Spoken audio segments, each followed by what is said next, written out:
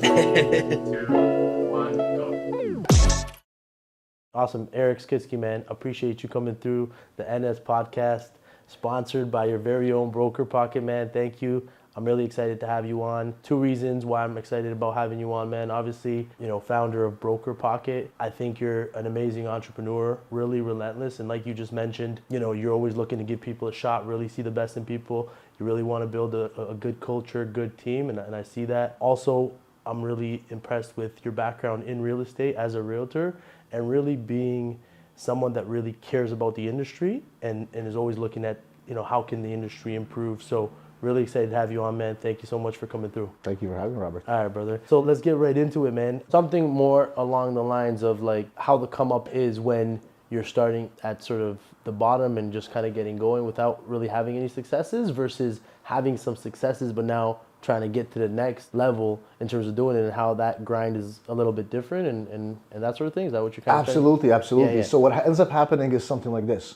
When you first start off, it's a survival thing, especially if you're starting from the bottom. You're not working towards a fancy car or a fancy house or anything like that. You're just working to make ends meet. And I think that kind of motivation of necessity is one of the strongest motivating factors for a lot of people.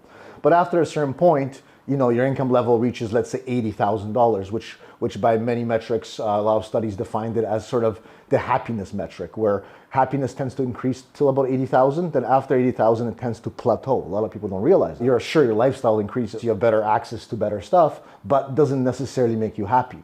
And what ends up happening is this: when you're working towards a goal, you're kind of putting out on your vision board, which a lot of people have, the boats, the cars, the vacations, the person they want to be with, what they want to do when they actually have money.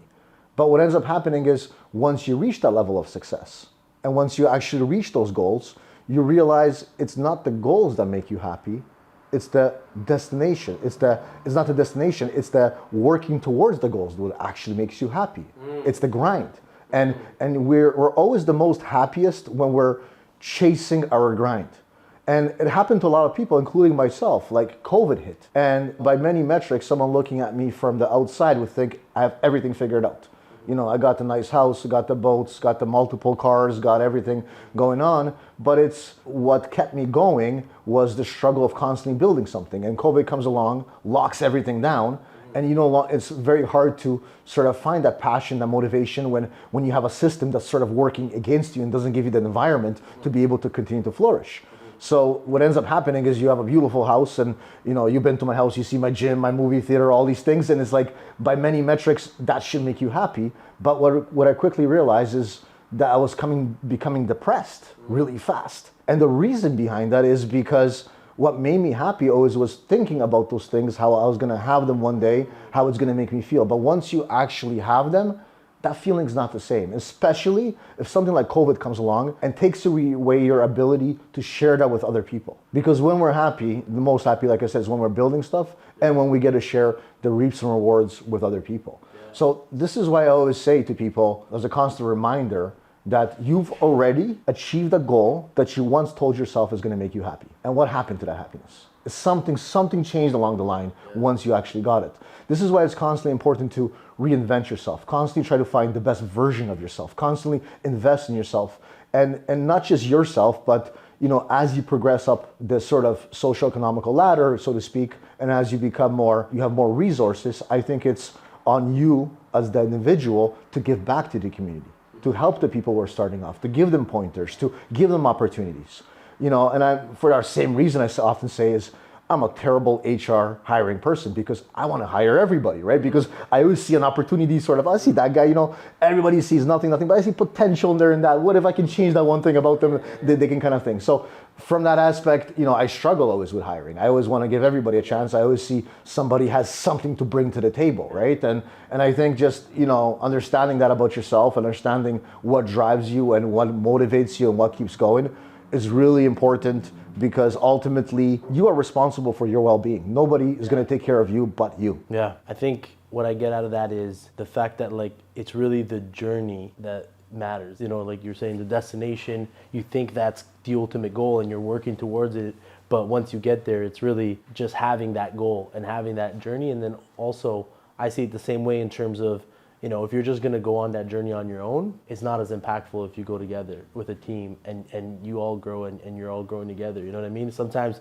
it's much easier to do something on your own and just bang something out and whatever it is, whether it's making some money or whatever goal it is. But doing that collaboratively, it's just so much more impactful and so much more meaningful in terms of doing it. Before BrokerPocket and before Cloud Realty even, there was Square One Skicki in the building. So can you tell me a little bit about that and your career as a real estate agent and kind of how that came about and your experience with kind of dominating the Square One area as a realtor? Yeah, absolutely. Well, I've told the story numerous times about, how I started off with my house burning down and being in a really tough position, so I won't get into that version of the story. But I will say the part that maybe some of the viewers haven't heard, those people that don't know me personally, is the why. The why did I start my Square One condo? Why did I pick specifically Mississauga condos, and why I decided to target that specific market over anything else? And to be honest, it was accidental. What I was actually doing is, at the time, I was looking for a condo for myself, and I couldn't find a website out there that had all the information, about the buildings, the amenities displayed, some way to compare them, some sort of rating system for the buildings. And what I ended up doing is I started collecting all the information myself. This is prior to being an agent, actually. But prior to doing course 1 with Aurea at the time, was literally, I had a spreadsheet of the 5, 6, 10 buildings, whatever that I liked around Square One. And I kept collecting all the information about them and putting them in sort of rubrics, and how tall is the building, how many elevators, how many units, what's the demographic, whatever information I can kind of find. And what I realized is I compiled a bunch of information that helped me inform to make the best decision to buy my first condo at the time. Now, what I realized is that information was valuable not only to me, but was valuable to a lot of people, probably in a similar position, similar age as me, similar criteria looking for me. So I decided to put it up there. And to my surprise, traffic jumped up like crazy, because one of the stuff I did is I gave all the information away without asking, no logins, no signups, going against all the traditional marketing tactics where they say you can lead capture this and this. And I basically put it all out there and said, if you find this information useful and you think I am qualified to be your agent, contact me. And what that did is it resulted in me having a lot fewer clients than a typical agent with the type of website that I have, with the type of traffic that I had. But I had people that basically met me the first time and felt that they knew me because they read all my articles, they watched my videos, they watched my thing, and they're shaking my hands and saying, hey buddy, what's going on? I'm like, who is this person? But once you kind of consume someone's content to a certain point, and you constantly consuming it over and over, you feel like you know that person. Sure. And what it resulted is maybe getting 1 or 2 leads a week, but 50% of my leads would close into a transaction. This is why my first year in real estate, I made $283,000, which is obviously an anomaly in real estate. And I also never made 1 cold call, which is also an anomaly. But it's all about sharing and giving back to the community what I felt valuable and in the way I would want to be approached if I was a client. Because I felt too many agents out there constantly asking, give me your information. They ask for something before they give value. My tactic was always add value, add value, add value, add value, then ask. So you had the content strategy figured out way back then. It's, like putting out valuable content and sort of building that relationship. Like now you see a lot of agents do that on social media where they're putting a lot of content, a lot of video, and that helps them build relationship with a wider audience and then generate some business. But you're essentially doing that not necessarily on social media, but through the website, through blog posts, maybe some. Were you doing YouTube videos at that point? No, I wasn't doing YouTube videos because I'm naturally an introvert. I'm very camera shy, believe it or not. I don't like the spotlight, as strange as that sounds. But no, YouTube was not a primary channel at the time. In fact, Google and websites and WordPress were just coming the norm sort of back then. Social media had basically zero effect, like in 2011, we're talking. So for me, content means a few things. Now I find a lot of agents do content, but it's more entertainment content. I was doing literally like borderline scholarly content. I was doing like data content. I was doing stuff that you can take and infer some information from it. It was very dry at best. Like it wasn't very, I'm gonna sit there and get a huge engagement on this unless you're super interested in this topic. And I kept it very impartial, which was very important. So I'll give you an example. So one of the stuff, I was one of the first agents back then to implement condo reviews. So meaning every single building, on WebDrive, or the Merrill Monroe buildings was a famous one, where I allow anybody from the public to come and write reviews for specific buildings. And at the time, people were asking, why are you doing this, this, and this? And I said very simply, look at the amount of Google searches for address plus reviews. So 223 web drive, 55, absolute, or whatever address. Look at the amount of people researching. And back then it was 150, 200 searches per month. That means everybody was searching this information, but the gatekeepers, and at the time the condo management companies, didn't want the reviews to go out. And what that did is crappy buildings got exposed. And I let those bad reviews go. And I let certain buildings that I don't want to name, but get really bad reviews, get 2.8 stars out of 40 reviews at the time. And get letters from lawyers from condo management companies saying, remove those reviews. And I'm like, I didn't put them up there. I just enabled them to exist. User-generated content. User-generated. And I told them, listen, if you don't want your condo having 2.8 reviews, take care of your residents better. Don't try to fix their reputation online, or don't try to bury it. Yeah, 100%. So obviously SEO was a big factor in your success as a real estate agent. Yes. Aside from that, because I know in today's day and age it's a little bit more challenging, is there something else that really obviously you had a successful year, your first year. Was there something that you did or a strategy that really was like the aha moment for you in terms of how big your real estate career could get to, and maybe even reference your best year in terms of GCI and what that looked like? Absolutely. So for me, it was always building on top of one year after another. I've always tried to be the agent I would use if I was a client. And I don't think enough agents are doing that right now when I look at them. And they're entertaining, they're this, but a lot of times I find a lot of agents in today's society, they don't know who they are. So how can anybody use them, or how can anybody kind of say, this is my realtor, when the agent doesn't truly know deep down inside who they are, what they specialize in, what they're willing to admit they know and don't know, what their sort of brand positioning is. Because for me, my brand positioning was everything. Like, one of the reasons people would use me so much, and I had one customer who used me whose father was a real estate agent, but they decided to use me. I can only imagine what that father must have felt like, but that's never the case. But the reason was because I would literally tell clients, I do not sell real estate outside of these 3 postal codes. But think about it, I'm only advertising Square One condos there. So why even mention something about Hamilton or something about Ajax or something about Barrie? So if someone says, I want to sell a house to Barrie, great, I'll refer you out. And a lot of agents are too scared to say that because they want the full 2.5% or the thing, or they're just too afraid to admit something that they don't know. And I think that was a big sort of hindering thing for some agents.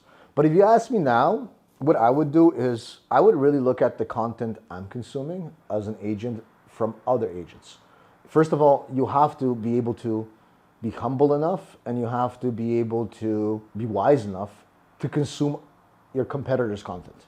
And I think a lot of people sort of get stuck on this point. I don't look at anybody. I just do my own. Yeah. Well, it's like, I'm not talking about your competitor as in your market. I'm talking your competitor doing the same thing that we're doing here in Ontario, down in Florida. Yeah. If you're not still at that point, that means you're probably too arrogant, and you're probably still not at the mindset where you believe you know everything and you don't believe there's out there any knowledge that you can grasp.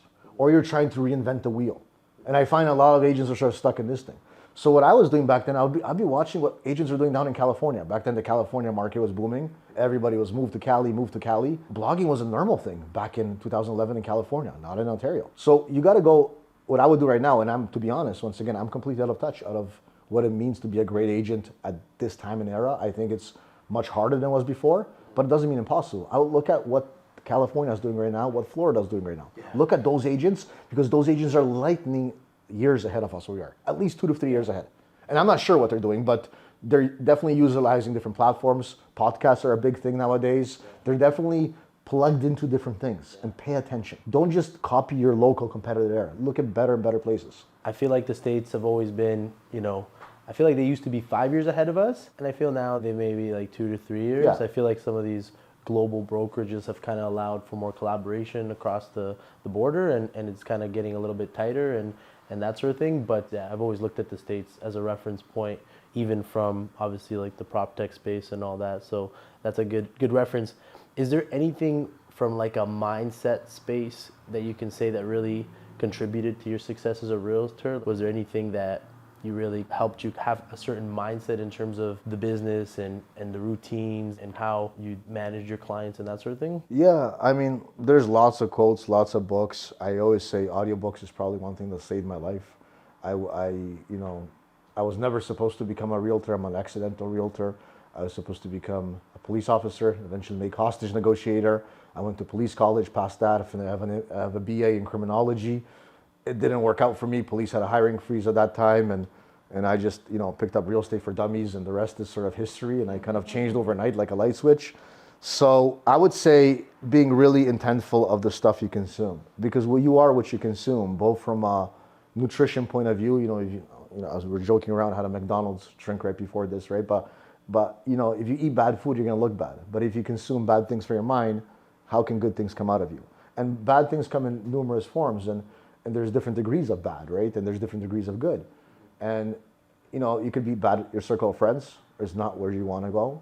It could be you're watching, The Bachelor instead of some other educational thing. It could be numerous things, and you got to have your target. You got to define your target. And what is your target? Where are you aiming? And your aim has to be constantly adjusted. Yeah. Your target has to be the target is a moving target too. It's never something that you reach, just this ladder that you're forever climbing, and you're constantly adjusting, constantly tweaking this thing. There's never a destination. Once you get to the goal, you gotta. And I'm telling you, like we said, COVID fooled me a little bit, because I thought there was, on paper, if you told me 2 years before you're gonna have this, you're gonna have the boat, you're gonna have this, and you have a house, and it's an open air prison. That's what that creates, and it's like the goal is never to be on the beach. And though people talk about to reaching the beach, I'm like, I would love to send them off. That's the scariest thing for me. I would love to send those people off for 3 months to live on a resort. And they would come back so depressed. You have no idea. I couldn't last more than a week, man. And I remember, when I go on vacation, it's like by that 5th and 6th day, it's like, I just, it's hard. It's hard to get away from the day-to-day, the journey, right? It's like... It's funny you say that, because always on the way to the airport, when I was with a group of people and we're, down in Mexico, Dominican, whatever, I ask, would you stay for another week for 500, 1,000? And I see how high I can take the ante. And with one guy, I remember I took it to, I think so, $25,000. It would take him to stay another week. Although at the beginning of the week, he was super excited. And I'm like, what went wrong? He's like, nothing, but I want to go back to the hustle. That's it. Right? Like, point of life, especially for an entrepreneur, anybody listen to this and wants to be, an entrepreneur, the point of life is not to find a way to avoid suffering. It's to find something that's worth suffering for. And there's a fine difference between the two. That's it. Yeah. That's a big one. Interesting fact. So I don't know if a lot of people know this, but there was a time where you were managing 3 teams at one time, and to a lot of people that would sound impossible. Or how did that work, and how did you get to a point where you had a few teams on the go? What does that look like? Yeah, so that was around 2017, 2018. So to clarify, it was 2 teams plus my own business, which was independent, right? So it was 2 teams plus myself, let's say, right? Which was independent. It got to the point because I was building up my brokerage at the time, which I started and founded Cloud Realty. And what I realized is I had my own business, my clients, my repeat clients that I like to work with. So that in itself sort of is a team, because I had, an assistant, I would make 50 deals a year in that range by myself. So I count that as one team, if you want to call it. Mm-hmm. Then I had my pre-construction team, which all we focused on was with pre-con. I would also at times have a partner in that business that would help me sort of run the operations day to day, because I was spread really thin. And that business focused exclusively on pre-con. And then I had my Maestro on condo team, which was still, at the time, the website was generating leads and providing business in itself, and kind of had also a base of clients, which I couldn't serve outside of the 50 deals I was doing, which I would manage that team. So the reason I was able to run 3 separate teams, because they were very compartmentalized. I could have combined everything to one, but I kept everyone separate, everything, because everything had a specific specialty. Team had different scripts. Everything had different agendas. But at the end of the day, it was always supported by the same sort of administration team that I put together. And I could have continued to scale up like that. And just to put into perspective, between those 3 teams in 2017 or 18, I think we did about 2.8 GCI. Wow. Yeah. That's amazing, man. Yeah. So and that's not counting the brokers, not counting anything from that side, right? So it was some good numbers we were putting out, and that sort of allowed me to have the capital to be able to do some of the stuff I'm able to do today, and to further double down on what was sort of working. But like I said, the teams were very specifically designed for the fact that there was a problem first that was clearly identified that I was able to solve, and then we added people to to be able to exponentially solve that problem. Yeah. I find a lot of teams today is, Mike meets Mary at a coffee bar and both of them don't want to work alone, so they made a team so they're not bored at working towards a common goal. And for me, that's not a team, it's a partnership. And it's like, it's a support system, but that's not really a team. A team serves a function. There has to be a clear leader. There's no 50-50 teams that don't exist. That's a partnership, in my opinion, because there's someone that has to call the shots and take responsibility when things are wrong and take the praise when things are great. And sometimes there is a COO and a CEO, but there has to be a clear leader. And that person, maybe the compensation structure may be 50-50, but there has to be a person in charge. And a lot of teams get started now, it's because agents are lonely, not because they're overflowing with business and have a problem to solve. And I see that all the time. The number one question is how to start a team. I'm like, well, what's the problem you have? Why are you starting a team? Oh, we're going to make more business together. I'm like, well, how much business are you doing? You're doing 3 deals, he's doing 2 deals. What team are you going to make? From what? And why? Who's going to help who here? Who's crutch? Who's leaning on who? I don't understand that. Like, I get that, but don't call that a team. That's a support system. There's nothing wrong with that. And new agents need that, and you go into a room and you lean on each other, and you have your, what do they call them? Those group sessions, whatever they call them, like meetings or like team meetings? No, there's meetings, but I'm forgetting the name right now, like power sessions, whatever. And it's okay, but like those are not teams. So maybe they refer them not to feel lonely, but I think it's doing a disservice to people who actually run teams, so people that actually have structures, administrators, marketing departments. And in your previous career, you did that, so you know what teams look like, right? There's a clear difference, but nowadays everyone's a team. That's the problem. Yeah, I think there's a couple things, like Iman just released an article yesterday, I think, about like mega teams and how that is becoming, a much bigger kind of trend in the real estate market. And I know I was at a presentation not too long ago, and it was Rob Golfi, I think. He mentioned that like the teams are the future of the industry. And I think there's a big case on that, especially with some of these changes happening. The way I look at a team is, I find the realtors that on the people, the relationships, the clients, and really supporting, making sure they're doing everything to deliver the right service to their clients. And the teams kind of have that back end, that administration, that marketing. There's just so much. I mapped out like all the different things that happen in a real estate transaction, and there's like 40 buckets, right?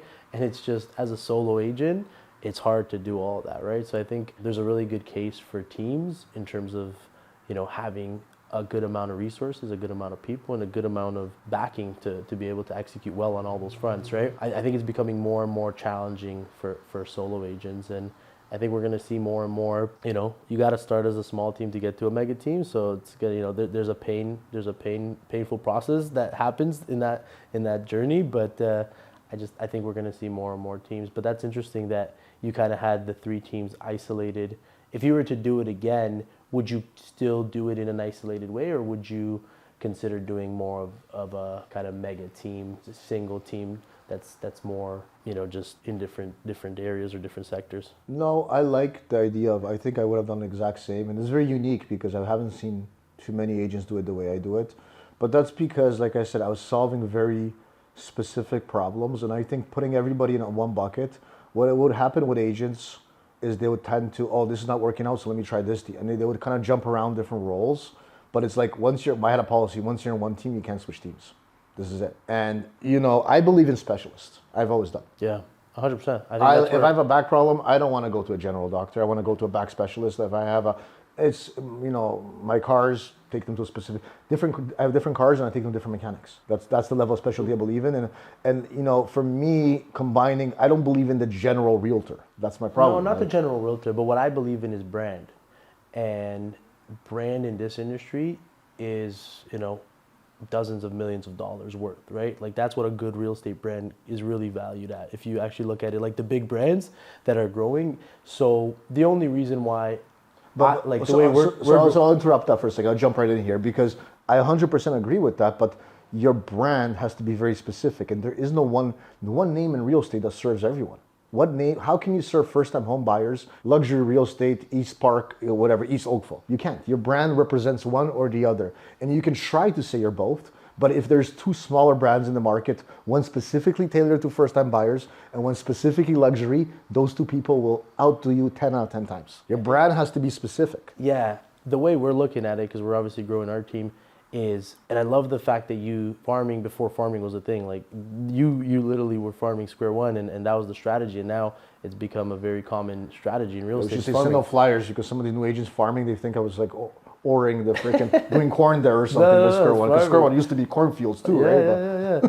But what I'm saying is, the way we look at it is having a team that has different disciplines, different specialties. It's the agent that now becomes the brand for that specialty, but having a higher, like a brand above that, that is now is allowing us to become that mega team and really build a significant brand and have a significant place in the industry, right? That's kind of how I look at it. So hold on, let me just clarify. So you want the individual agents to become the brand of your team? No, so the team brand is a single team brand, but for that specialty, like for instance, we have Colin that recently joined our team, and he's a land specialist, right? So that's his specialty. So we're kind of building that brand and that expertise under his personal brand, and that's kind of how we're building our team in terms of doing it. Is we want to split the brand 50-50 with the agents. So we want to help them build their personal brand, and the specialty kind of falls under them. But then we have this overarching team brand that now allows us to really make a big impact, right? Because like my Square One condos, it's gonna dominate 100%, but like it can't ever grow bigger than that, right? And then this pre-con team, it's always, and it's good to have that specialty, but Well, there's another side I never exposed to too. I sold those brands off. You can't sell a person off. That'd be human trafficking. Literally, by definition. that's a fair point. Yeah. No, I literally sold, same thing, Cloud Realty. It's not called Eric's Realty or Skicki's Realty. Yeah. This is the reason why, because... You sold the teams off? Of course. Want to talk about it? Sure. How does that look? Very Because you know what? Very unique. Because I'll say it like This way you'll never see Eric Skicki's team. This was my Square One Condo. And then we're the same way, like with Shoreview and Shoot. I never wanted to be Joe Smith. I never wanted to build a team like that. So I agree with that. But it's interesting because not a lot of people know that you could potentially sell a team, and it's not really common. No. So I'm interested to learn how, like, what was it? I guess for you, it was because you had the assets. Was that the main thing? The lead base and the assets of like the website? Yeah, well, it's deeper than that. It starts off with your initial proposition. Like, what is the value? Is it Eric or is it my Square One Condo? And you have to be very clear about your value. And I tried to always be a person that started the company and is running it, not be part of the company. And this is why I was able to sell Cloud. This is why I was able to sell my Square One Condo. This is why, yes, I'm a big part of it, but I want to get the company, even the company which we're doing right now, BrokerPocket, not to be dependent on me. And that's the goal. And a lot of CEOs or founders have this obsession of making everything dependent on them. Without me, the company doesn't work, and they take great pride in that. And I don't, for me, it's a fallacy. It's a wrong way of thinking about it, because you want to build something that can outlive you, right? And the way to do it is you want to build something that someone else one day would want to steer. Would you want to buy a company that says Bob's Real Estate? It's hard. Yeah. There is companies that made it. Keller Williams did a very good job at expanding, making national, international. So there is exceptions to the rule, but those are edge cases, the way I see it. Mm-hmm. It's much easier to build a name which is dissociated and it becomes part of the brand. This is why I like, as opposed to building one massive brand, I prefer to build specialist things. They could be under one umbrella, they can be different things, but it's a very clear separation that when someone looks at that, they know the value before they speak to the individual. They know what they're getting, they know what they're getting, they know what they're not. 100%. There needs to be a niche component. The word niche is way, way underrated in real estate. Yeah, 100%. Like, my advice is be like, I remember once someone told me this long, long time ago. When you're a brand new agent, you're starting off, be the number one agent on your street, assuming you live on a small street. Yeah. Then be the number one agent in the 4 streets around that one street. Then be the one neighbor in a postal code. And then, you work up like that. Mm-hmm. But I remember one of the first mistakes I almost made in real estate. So this is something I haven't told. I registered another domain that nobody knows about. It was called 905realestate.ca.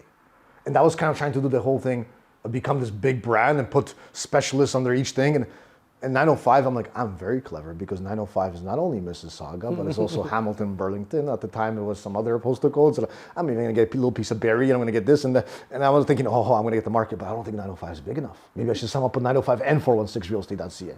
Like, that's how your mind thinks. You think of scarcity, but less is more. No, less is more. Less is so much more. I hate going to a restaurant that gives you a menu this big. Yeah. Give me 5 things on the menu. That means you're confident that one of those 5 is going to be spectacular. the more things on the menu, the crappier the restaurant. Not always, but as a general rule. There's nothing better than the GTA Realtor. Or like Worldwide Realtor. Like, but why? Like, build one brand to build another one, and like these micro sites. And to get even more specific, like I doubled down, triple down on that strategy when I built these micro sites. So how was I running the other team, the pre-con team, which made the most money? I had 52 domains, one domain per building. And rank first on Google, do SEO. Those strategies don't work no more, so don't go try that no more because it's too expensive and too many people copied that. But at the time, it was really effective. Yeah. And there was no mention of the agent. It was all about the building as the brand. Yeah. The agent is just literally a person you plug into the system, and they can be replaced, but the system still works. I'm obsessed with systems, but I love people. Yeah. If that makes any sense. No, it does. Yeah, I love it. How do you think the industry has changed since you were licensed? What do you think? From which years to which years would you want to talk? Well, first of all, what was really like the main factor why you decided to give up your license? So why I gave up my license is a story more to do with what I'm pursuing right now with BrokerPocket. With BrokerPocket, we are trying to build Canada's largest marketplace for off-market listings. So what that means for anybody listening and is an agent and hasn't joined, check us out. We're basically a place that you can post off-market listings, so any listings that don't go on MLS, on our platform and is visible to other agents on the platform. We started this company back in September 21. We launched it. We did almost virtually zero marketing, zero sales.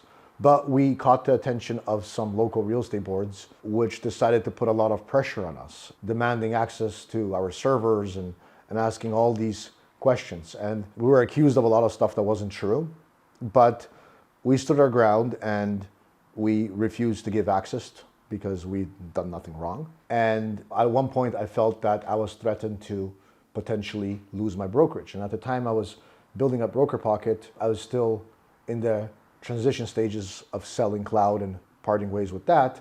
I didn't want that to become a nuance that can affect some of the agents operating. We were well over 100 agents at the time at cloud, and if for whatever reason cloud's operational capacity would have been affected, it would have had a detrimental effect not only to me but all the people, the staff working there, all the agents, right? So I thought it was the right thing to do from that perspective.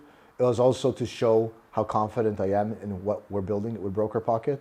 And finally, it was a display that I don't want it to be perceived as any potential conflict of interest, that somehow I'm building BrokerPocket, I'm gonna build a secondary brokerage. So I said the only way I can really do this is do a move that's bold, that's big, and that's to give up my real estate license. So every penny I've ever made in real estate, or in my life, was pretty much thanks to real estate. And I burned my bridge and don't have a way to come back. And I think it's the right move. I don't regret it. Yeah. If I would do it, I would do it probably even earlier. But that's what it takes when you're building a business. You know, like they say, jump off the cliff and build the plane on the way down. Yeah, I know from my experience with you, like you're all in on BrokerPocket, and obviously you gave up your license and everything. And I know how committed you are. What's the big, bold vision for BrokerPocket? Like if you were to put it, obviously I know it's an amazing platform for realtors to be able to share their listings with other realtors. And there's no other platform like that. A lot of the other platforms, all of them, are public platforms, public facing. This is the only platform that's private to realtors. So I see the value in that. But in your own words, what would you say is the vision for BrokerPocket that's really gonna help it to grow and really provide value to agents? Absolutely. So you said the word right there, value. Of everything I've ever built, whether it's Masterclass, Condo, Cloud, now BrokerPocket, stems around value. So I'm always about giving value up front and before asking for anything. And for this reason, we've never charged for BrokerPocket up until this point. We're launching pro accounts very soon. But nevertheless, the mission initially was, once again, you start off with this niche, like we talked about, is to provide a platform for off-market listings to operate. I think it's an underserved sort of market. The MLS does a great job in Canada here at getting all the boards to participate, to put all the majority of the listings on Google, on realtor.ca, having public sort of exposure. And for most properties should go on the MLS. And I say that still as the founder and CEO of BrokerPocket, because the B2C model is great and it works really well. It has been proven historically, it's great. What I see is an opportunity to do a B2B model, meaning between agents. So it starts off with off-market listings in the common sense that those listings that cannot be posted because of rules, regulations, like for example, pre-construction assignments, or due to privacy reasons, such as someone going through a divorce and doesn't want their listing, for example, on MLS. The seller should have the right to choose, after all, to serve those people. And I think we've done a pretty good job sort of serving those people at this point. I mean, the proof is in the numbers. We've done close to 12,000 agents on the platform. We at any given time, we have 600-700 listings live on the platform. And by many definitions, we're probably one of the most successful realtor Proptechs in Canada up to this point in terms of getting traction, in terms of growing, and in terms of really providing something for the community. We hope that organized real estate will work with us because we want to work with organized real estate. That is the message that I'm sending. Whether they're board, whether they're at the federal level, whether I don't see them as a threat, neither they should see us. I think there's complementary services we can provide to each other. And I think our goal at its current time and possibly in the future is the same. It's to best serve our agents. And we have to do what's best for the agents, not what one leader thinks or not what one on board thinks, but you got to really put yourself in the agent's shoes and see what they want. And if they are listening to this podcast, my message is very simple. 12,000 agents cannot be wrong. And it's only going to grow from here, and it's only becoming more and more prevalent as we're getting into commercial, as we're getting into other sectors. So that's the current goal. Yeah. As we evolve, as we solve this issue of off-market listings, we're also building a connect feature, which we hope to do referrals between agents on the platform. So every agent, by joining BrokerPocket, also has this profile that is sort of created for them automatically. It's kind of like the LinkedIn of real estate. And we hope to connect agents to there eventually. It's a difficult goal, that second one that we're going to pursue. So we're not actively pursuing it yet. First, we're trying to do the off-market side. But ultimately, as a personal goal, I would like to team up with organized real estate. Yeah. And I would like to do some sort of partnerships with them because they, sooner or later, they realize the private sector moves at a rate that's much faster than the public sector, like organized real estate. For this reason, we technically have almost like a full built-out MLS system that's ours in-house. We have no intention as of now going public or anything like that, or doing B2C model like the MLS. But I think that if there is any board members or anything like that that are considering making a partnership, they should at least sit down and take a listen to what we have to offer, because those people will be the pioneers of future real estate. And I believe the future of Canadian real estate is going to look like in a way where the private sector and the public sector work together. So BrokerPocket with organized real estate work together. I have this vision. Yeah. I haven't seen it done anywhere else. But I think it's possible, and I think there's something to be said about that. The way I look at it for me is like, I don't care about public or private. It's about how can we make things better. That's what I'm always looking at. Like when I started New Street Inc., it was another acronym for Never Stop Improving and continuously trying to make things better. See, that's what I see from you. That's what I see you're doing is just you're literally putting hundreds of thousands, if not millions, of your own money to try to improve the industry, try to find a solution to a problem for realtors. And I think that the organized real estate should really appreciate that and look at collaborating, right? That's what I find. I find that the infrastructure sometimes, and I feel like certain things get better, but I think you gotta look to entrepreneurs, to the younger generation to really drive the innovation in the industry. And I feel like that hasn't happened too much. I feel like it's been very much organized in a way where the user is maybe not prioritized and the experience isn't prioritized and it's not about improving always. So that's the only thing I can say to it. And I feel like, for you, that's kind of your mission, right? 100%. Like I always felt organized real estate, the more I kind of crossed the line and started working on this side, because I'll say this much, I feel very indebted to organized real estate because that's what allowed me to build BrokerPocket, allow me the finances, allow me to have the life I have. So Realtor.ca and everything else the industry provided was really good from that perspective. But it doesn't mean, once again, one product can serve everything. And I think there's a void here, which I hope organized real estate will sort of eventually see and want to work together. I think organized real estate is where MySpace was in 2004. They're dominating. But they can't get ahead of themselves and think they're going to be the only player on the block. If they don't work with the private sector, like myself, someone like myself, the private sector is going to see us as competitive and might start building products that compete against them, right? So it's in their best interest. And speaking about the user stuff, user comment you made, yeah, we're primarily user feedback driven. We're constantly in reiterative feedback. The reason BrokerPocket is as good and as simple as it is because of the constant feedback we have. We had over 2,048 support tickets open with different feedbacks, different things. I was looking at it actually last night. Suggestions, things, and not all suggestions we can take, but we do read every single thing everybody ever says to us, and we're very engaged with the community as such. And I think that's what makes us different. A lot of the good ideas are not my ideas or the ideas of my team. It's the ideas of the fellow realtors using the product. Change this, do this, expand here, do that, and we listen. We honestly listen, and that's the one thing that makes us different. And the amount of times we've been approached to be suggested to why don't you collaborate with this and this? And I said, I would love to, but unless you have there's gatekeepers often to prevent these things from happening. So a lot of times is, what the industry wants is not what the industry gets. And I hope that will change. And I hope as more people talk about it, they realize what is our position, that we're not here to sort of disrupt real estate in the traditional sense. We're trying to take away something for anybody. We want to help real estate. We want to engage the community, and we want to make more transactions for real estate agents. That's all we want. And we want a win-win transaction. Yeah, that's it. Because how do you think about how many buyers and sellers there's out there that could capitalize on an opportunity if they were aware of it? And B2C is not the only way to present an opportunity, right? And it's a win-win for everybody. Yeah, 100%. What's your thoughts on the new 3-day rule that Korea recently announced? Yeah, so I mean, the 3-day rule is very interesting because it came at a time where it was implemented in the States. So I do believe there's pressure from the States to sort of implement this mandatory, put all listings on MLS. I think it's a misstep. Residential resale. Residential resale.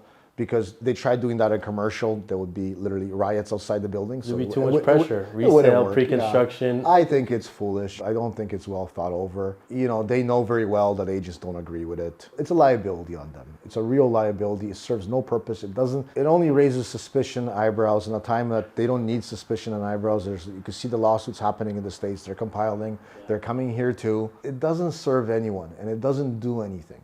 The industry needs to stop playing defense and start playing offense. Start building better tools, start collaborating, start listening to their agents, not spending money on lawyers and defense and trying to find legal ways to protect themselves. Collaboration has become like a really big word in the industry, and it's like brokerage agnostic. We want to collaborate across brokerages. We want to work with agents from all different flags.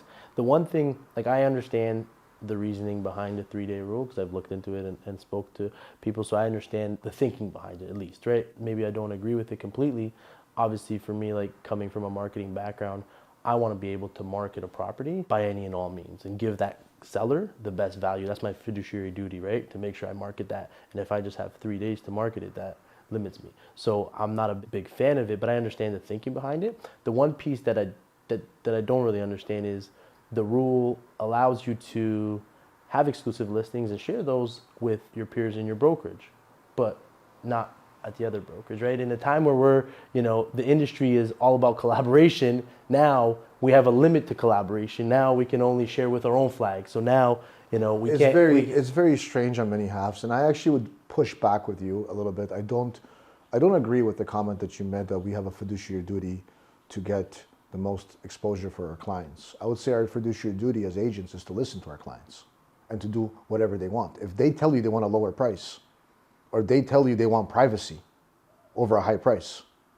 who do we listen to? Whose house is it and whose right is it to choose how they sell? Is it organized real estate? Is it the seller? Is it the buyer? It's the seller. It's their house. Yeah. So it's ultimately, from my opinion, always goes back to the seller, always goes back to whose property it is, and it's their right to choose.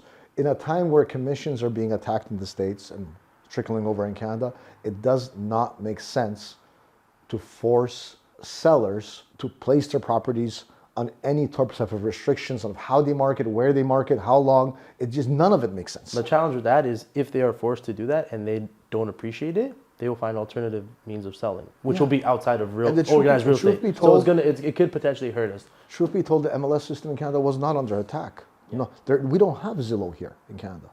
And then, Zillow, well, we do, sorry, sure. Zillow did come to Canada and they had mediocre success at best, right? So I think they're going to backpedal on this. I think this whole thing is going to be thing. We spoke to a lot of agents. There's numerous actions already being taken. And I think the more they push back, the further it's going to give ideas and stuff for other companies getting born and potentially competitors, right?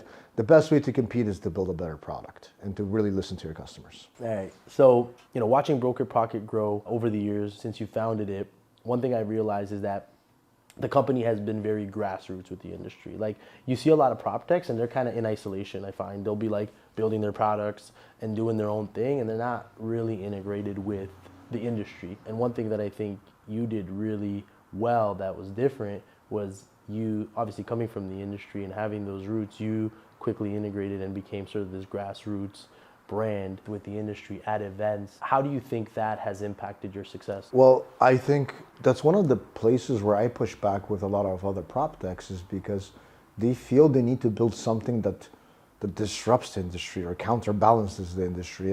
And I don't feel the need for that because I think the industry is really good as it is. It's just there is opportunities to make things better. But at the same time, if the industry stays the way it is forever, then it's going to become the taxi cab, and it's going to become Uber is going to come in, someone's going to come in and wipe them out completely, right? So, and Uber can mean lots of things. It could mean law coming in, legislation. It could mean the value of real estate agents is in there. It could mean a lot of stuff. It could mean a Proptech with billions of dollars behind them, backing them up and trying to take out.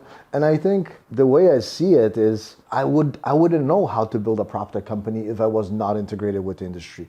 A lot of these, I've said this before, I went to some of these conferences 2-3 years later, most of the companies are not there. For this reason, they're out of touch, out of their customer. They go to a conference, they listen to a few people walk up to the booth and say, oh, this is a great company. Oh yeah, eventually I'll sign up eventually. But that's not a pain point. A lot of these companies, they can't even articulate, a lot of these Proptech companies, what pain point are they solving? And they're built by people who've never sold a house in their lives. So it's very difficult. It's not impossible, but it's very difficult without actually having industry expertise. And people often discredit that and discount that quite a bit, but it plays a long way in whatever you're trying to build. If you tell me to build something for the dentist industry, I have no idea where to start. I mean, I go to the dentist, every 9 months, get my cleaning done, and I don't know nothing about equipment or rentals or a social blog for them or whatever. But I'm sure there's some stuff already out there, and there's stuff that's going to be made. And what happens is up to the people who perhaps worked in the industry for a few years, get frustrated with certain thing, identify a problem, and go out to try to fix it by building a business. That's where the best businesses are built. When someone's out there to fix a problem, sometimes initially for themselves, like myself with my score on condo, and then go on to different things. People don't understand the value. I don't think agents and the industry really understand the value of BrokerPocket because there's a lot of different listing platforms and different things going on in that sense. But to have a platform that's broker to broker, like we see what's happening with some of these MLS boards and how things are a little bit segmented, right? Like now you have to, to get access on the MLS side, you gotta be a member here, a member here, a member there. Having one platform for the off-market space is huge and allowing realtors to collaborate on it.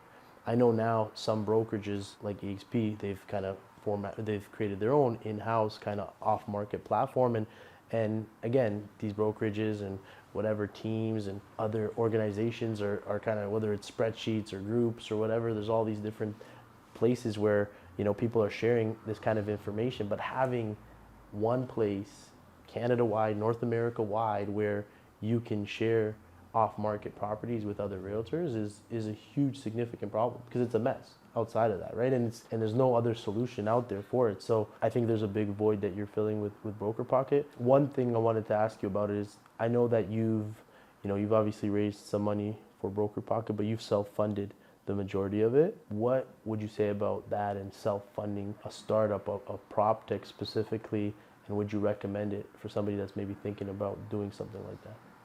Yeah, absolutely. So there's lots of things to sort of unpack there. I find that Proptech is one of the most difficult spaces to get into, simply because the industry is so opposed to change.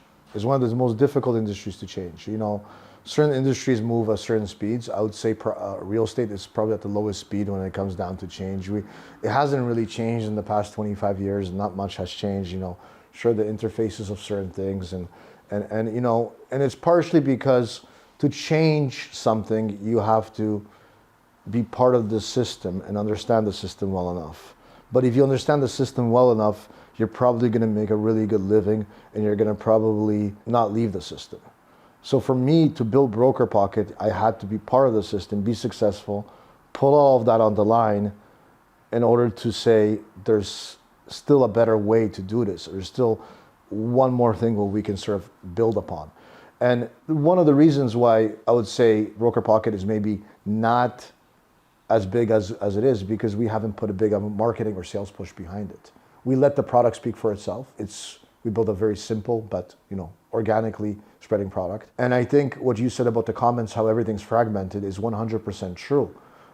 If you ask the average agent, what do they want? They would say, I want one board in Ontario where everybody has access to everything. But if you know a little bit about organized real estate, or anybody that ever worked with it, will pretty much tell you that's impossible. Or it's going to be very difficult because the amount of stakeholders involved and everybody has special interests and everything going on. Okay, so if that's off the table, then what's the closest thing?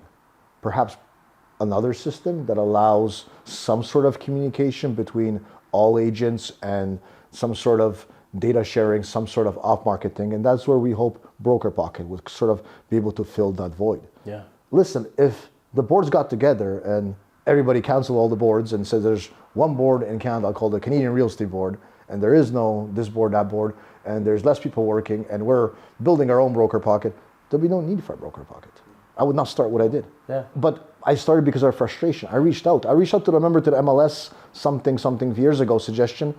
It took him some days to acknowledge my receipt, and they never take it seriously. And my only concern is if we go down this road of fragmented off market platforms now, it's just another, like, the thing I find with real estate, the thing that really bugs me is you're just a data transfer. And so like you're just transferring listing data from here to here to here. Like the amount of repetition and just waste of life happening in real estate is obscene. And one of the things that I'm just optimistic about is, obviously platforms like yours, but also with AI now, I think there's just a lot of opportunity to streamline and find some efficiencies, because right now it's not really efficient. No, it's not. I just hope the industry doesn't wake up when it's too late. Yeah. When companies, like for example, like BrokerPocket may not need them no more, because they take an angle, they take a position, and we go down a different route, and we don't go down the route of making deals with organized real estate. There's a lot of big boys in the States, right? There is, and we've been in touch with some of these people, but my whole thing is we would love to partner with like a real estate board or something like that does see value in what we're doing, that is forward thinking, that is not afraid of the future and wants to provide better value for their agents, right? And it's like, there's boards that are more open to this, there's boards that are less open to this. It all depends on the people running the board and their vision for it, right? So despite all this, I'm very optimistic about the future. I know that seems sort of, go down, but it's like, there's a lot of progress and a lot of stuff happening, and there's better and better people put in positions of leadership, more forward thinking.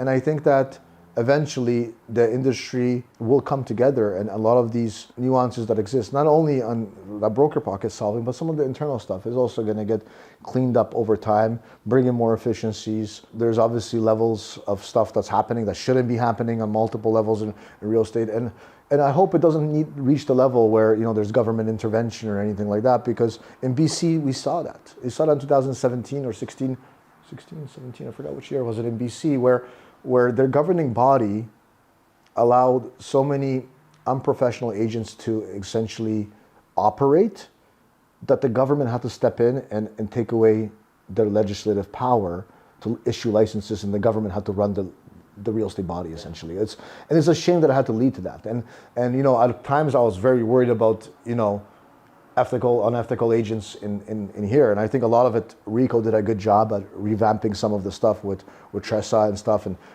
make the plans more severe, and I think those are great things. Yeah. And I think it became too easy to get your license,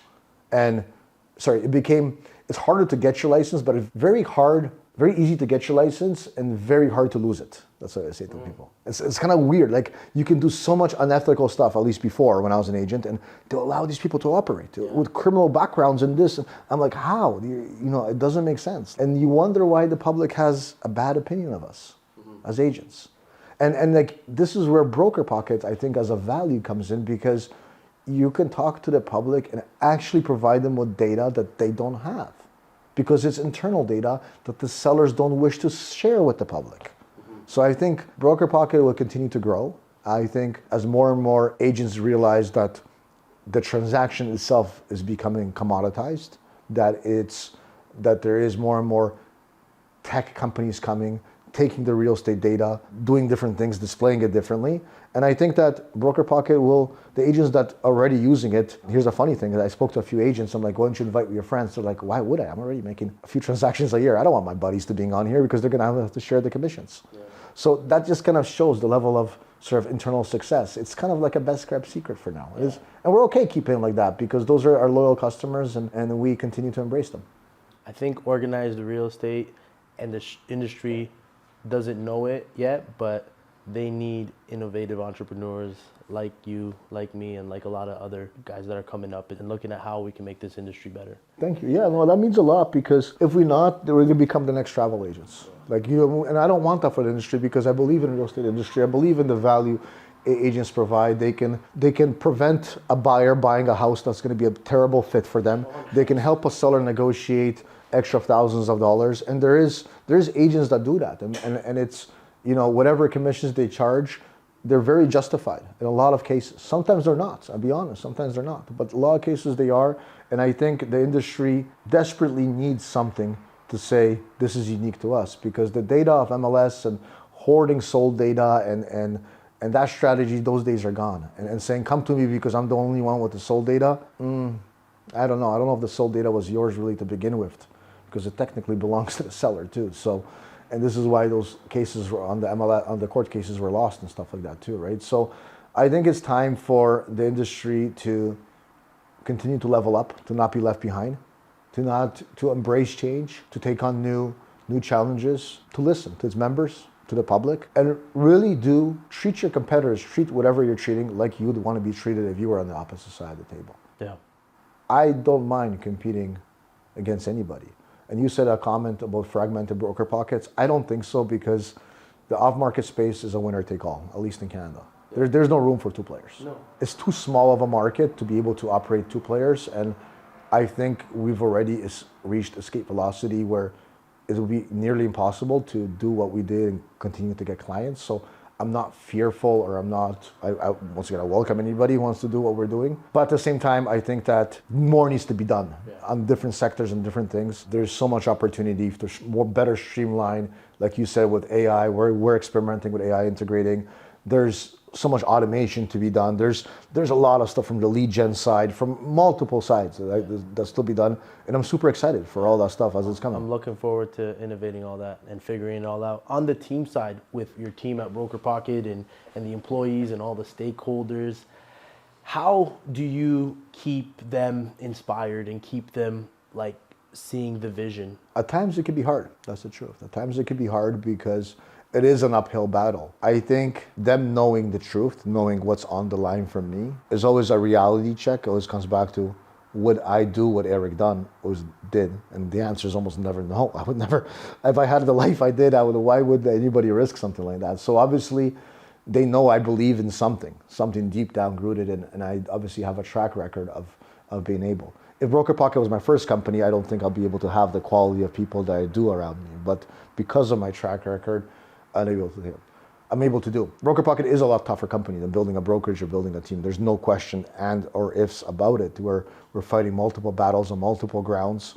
But the way you keep people inspiring is by example, by showing up every day, doing the work, doing what needs to be done, by showing that sometimes it is a 2 steps forward, 1 step back, by celebrating the little wins, because they're important too, and by constantly reminding ourselves what we do and why we do it. I love that. I started the podcast by saying that you are a relentless entrepreneur that really cares for your people. Right now, with kind of everything going on, obviously there's a lot of growth initiatives in terms of the company. What would you say is your biggest hurdle to really get to the next level with BrokerPocket? It's what you said. A lot of people don't know about BrokerPocket.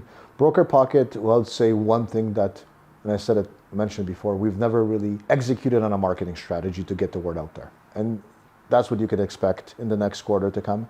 I think my marketing background and some of the people involved in the company, the marketing backgrounds, stuff like that, bringing that to the table and putting the word out there. We've been very product focused. We've been kind of listening to users, designing a really good product. And I think we've reached certain milestones around that. I think, like I said, we reached escape velocity where no one can copy us. And I think the next step is really to get the word out there. And a really good marketing plan with combination of sales and launching pro, all that together is going to be a wicked recipe. And I see you smiling there across the room. Let's get that going, man. I appreciate you, man. Thank you. That's the plan, man. Let's get this plan out and let's put it out there and let's grow, man. Awesome. It's crazy how your energy changed. Thank you for coming through, my brother. No problem. I appreciate you, man.